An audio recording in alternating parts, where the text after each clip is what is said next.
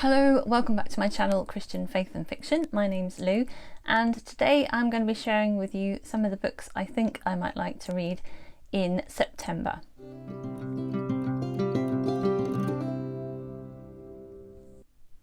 So starting with the books I'm currently reading, I'm currently still reading Finding the Peacemakers by Dan Morrice, and this is a non-fiction, narrative non-fiction, so telling stories of Christians living in really difficult circumstances around the world and how they have managed to keep going with their faith. I'm finding it really encouraging, and that's why I'm reading it pretty slowly and just taking in one story at a time.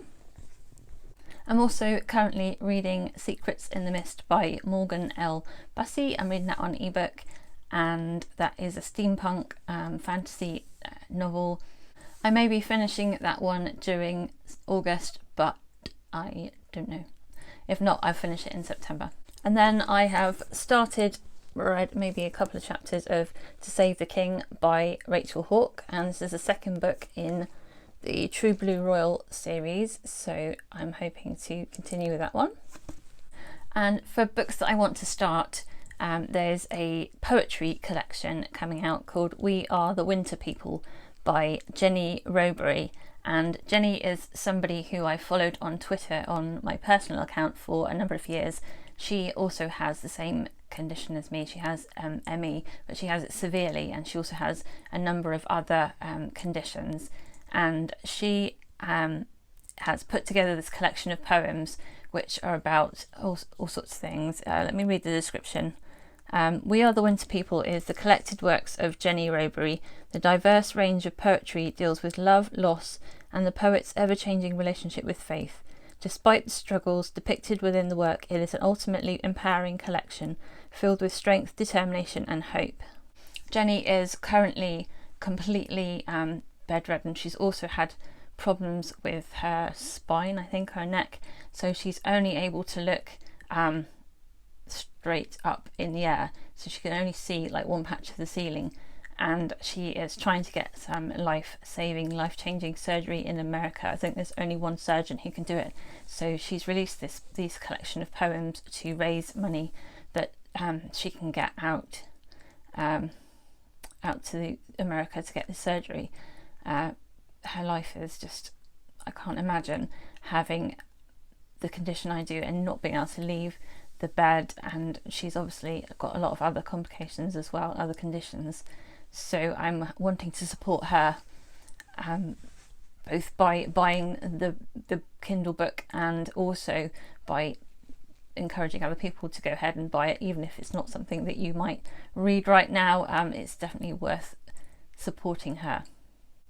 And then I got to the last book in the Chronicles of Narnia, The Last Battle, and I want to finish this one in September.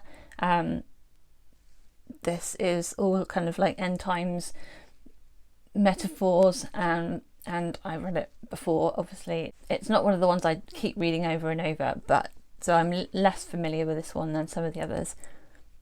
But I'm looking forward to looking through it and doing my reading vlog for that one.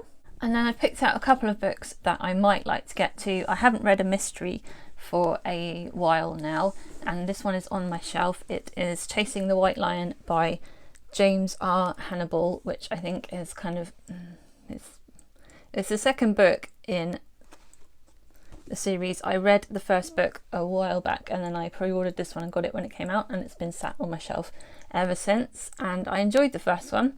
It follows a CIA officer, and it's kind of spies and a heist. The first one was like a heist, getting thieves to join in on the good side. It kind of is a mixture of stuff going on and intrigue and stuff. It reminds me a little bit of James Bond in the it's got suspense and it's slightly unrealistic, crazy adventure stuff going on as well. So I think this might be the last one. It might just be the two books. So there's stuff that was unresolved in the first book that hopefully will get resolved in this one. I haven't picked up a biblical fiction for a couple of months, so I have A Woman of Words by Angela Hunt, which is following the disciple Matthew as he's writing the gospel and speaking to Mary, the mother of Jesus, and their faith being tested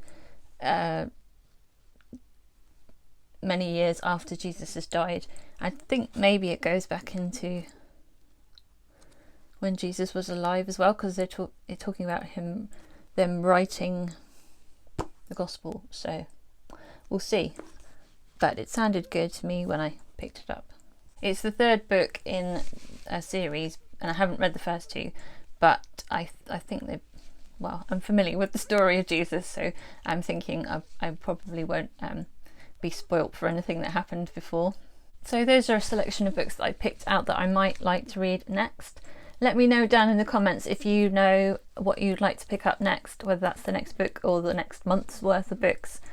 Thank you to everyone who has subscribed or shared or liked or commented on my videos. I always really appreciate that. I hope you have a really great reading week. Until next time, God bless. Bye.